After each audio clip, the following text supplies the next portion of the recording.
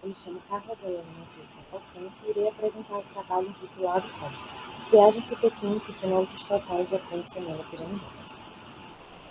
Então, é do nosso conhecimento que inúmeras espécies, desde a antiguidade, têm sido utilizadas para fins medicinais. A Poinsettia piramidalis, antes conhecida como Caseophylla piramidalis, é uma dessas espécies. Ela é uma espécie do bioma caatinga e possui diversas denominações populares, como canela de velho, pau de rato e a principal, caatingueira. A espécie é utilizada como forragem, além de possuir usos contra diarreia, anemia e hepatite.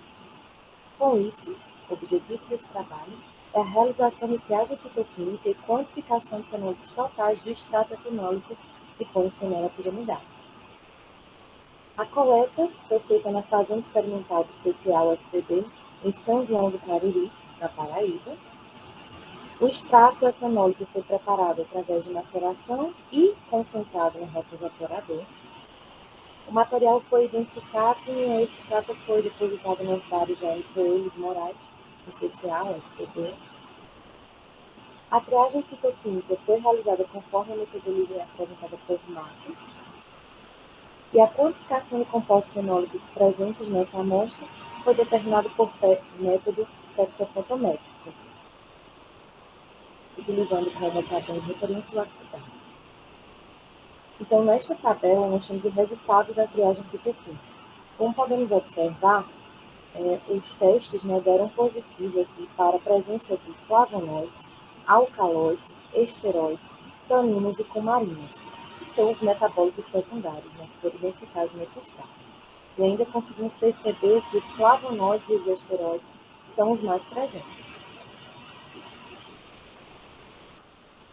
E nós temos algumas imagens da presença de flavonoides, os testes realizados, a identificação de alcaloides, a identificação para esteroides, para taninos e para cumarinas. Tudo de acordo com a metodologia de Marcos.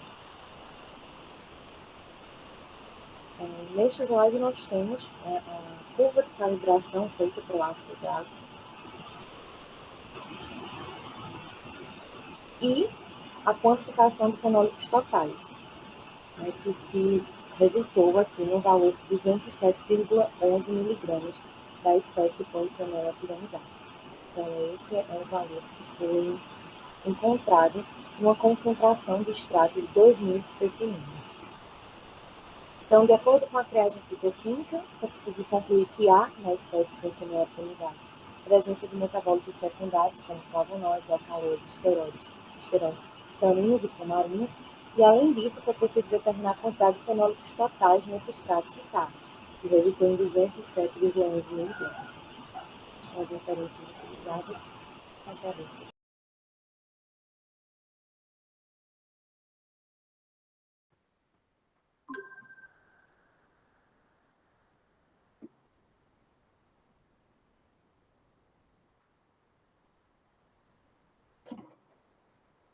Apresentando o trabalho sobre o desenvolvimento de placa de fixação óssea de hidroxapatita, o PIC. Este trabalho tem autoria de Merilane Roseno, Renale Gomes, Ana Flávia Félix e Ana Cristina Figueiredo. Os estudos voltados para o desenvolvimento de biomateriais compostos para a reparação do tecido ósseo possuem vantagens associadas às propriedades de cada material utilizado. Esses biomateriais utilizados como substitutos do tecido ósseo devem possuir características como biocompatibilidade, biodegradabilidade e osteocondutibilidade. Dentre os materiais usados para a obtenção dos compostos, a hidroxapatita, que é uma cerâmica biocompatível, que apresenta semelhanças com a componente mineral do osso, e o PIC, que é o polímero termoplástico com alta estabilidade térmica, módulo de elasticidade semelhante ao osso e biocompatível. O objetivo deste trabalho foi desenvolver compostos de PIC e hidroxapatita, visando a obtenção de um material substituto de perda óssea e avaliar suas propriedades físico-químicas em diferentes proporções, de 20%, 40% e 60% de hidroxapatita. Foram desenvolvidas amostras dos compostos nas diferentes proporções e caracterizadas por difração de raio-x, FTIR e microscopia eletrônica de varredura. Os resultados obtidos das avaliações morfológicas, estruturais e espectrométricas demonstraram a formação de uma mistura física dos materiais bastante satisfatória e promissor para aplicação como biomaterial. A composição de 20% de hidroxapatita foi a mais satisfatória, pois apresentou formação de aglomerados e menor porosidade, consequentemente, uma maior resistência mecânica. Eu agradeço ao evento a oportunidade de apresentar o trabalho.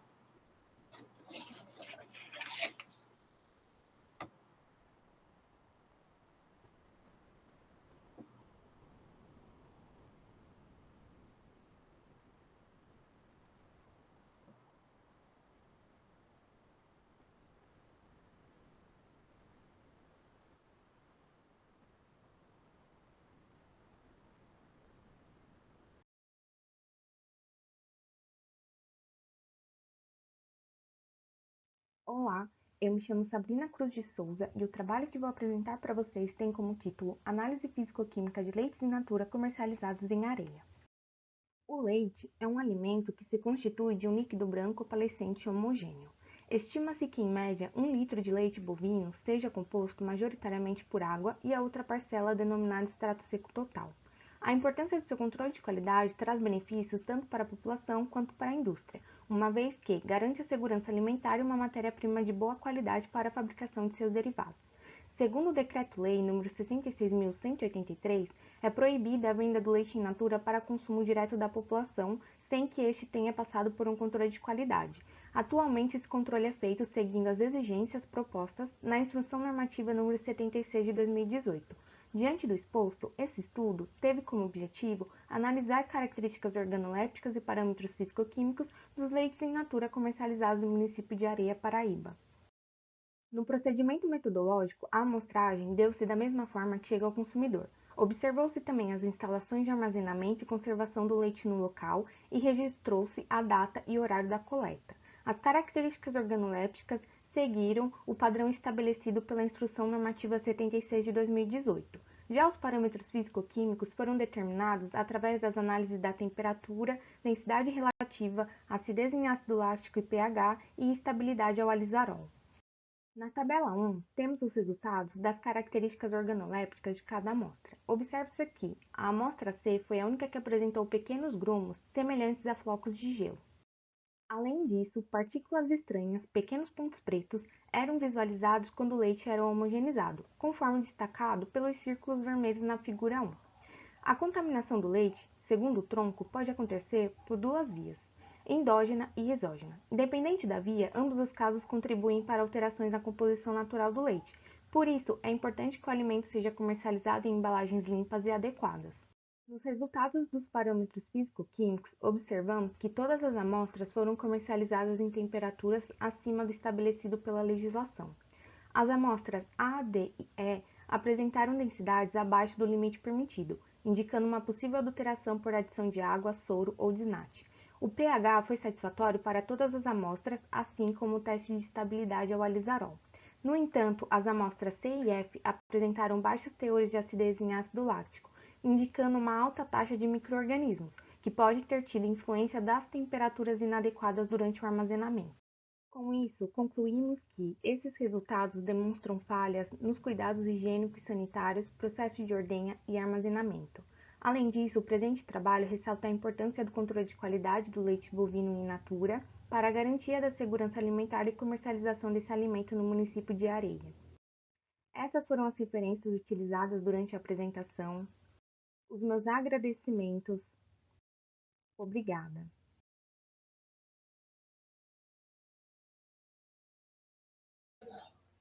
Bom, o resumo tem como título a utilização de resíduos agroindustriais por penicílio SP, o CPDS40, na síntese bioemulsificante. A pesquisa ela se baseia principalmente pela disponibilidade de micro-organismos como fungos, bactérias e leveduras existentes no planeta e pela facilidade com que estes são cultivados. Nesse trabalho foi utilizado o fungo Penicillium sp, o CPDS40. Foram utilizados materiais de baixo custo como a milhocina, mas poderia ser utilizado também o soro de leite e o óleo para fritura, a vinhaça, entre outros, como fonte de nutrição e crescimento para os micro-organismos, com a finalidade de produzir metabólitos secundários. Esses metabólitos secundários são moléculas de grande interesse industrial, como, por exemplo, um bioemissificante. Um bioemissificante ele deriva de origem microbiana, possui em sua estrutura regiões com diferentes polaridades, capazes de reduzir a tensão superficial e aumentar a dispersão de fases entre substâncias immiscíveis. Possui uma grande aplicação, principalmente na indústria de alimentos, agrícola, farmacêutica e petroquímica, e assim como em processos de biorremediação. Devido a essas características de biodegradabilidade, não toxicidade e pela possibilidade de produção a partir de substratos renováveis. Quanto à metodologia para obtenção do índice de emulsificação, pode ser dividida em duas fases. A primeira é o processo fermentativo, no qual se obtém o líquido metabólico livre de células por um período de 96 horas. O segundo é o teste de emulsificação, no qual foram utilizados 3 tubos de ensaios, cada um contendo um tipo de óleo, que foi o óleo pós-fritura, o óleo de soja e o óleo de coco, e em cada tubo de ensaio foram adicionados também 2 ml do líquido metabólico produzido na primeira etapa. Esses tubos de ensaios foram levados a um vortex por 2 minutos, onde se obteve uma emulsificação, que foi medida, calculada em percentagem, após 24 horas. Como resultado, o óleo pós-fritura apresentou os melhores índices de emulsificação em praticamente todos os ensaios, de acordo com o planejamento fatorial da segunda, no qual o melhor índice de emulsificação corresponde a 27,3% para o óleo pós-fritura. Esse resultado ele pode ser melhorado otimizando o processo. Porém, na literatura foram reencontrados índices de emulsificação muito superiores a esses obtidos no presente trabalho, porém, esses resultados foram obtidos utilizando um outro tipo de fungo e um tempo de fermentação bem superior do que nesse trabalho, que foi de 96 horas. Com isso, eu finalizo a minha apresentação do resumo e muito obrigado.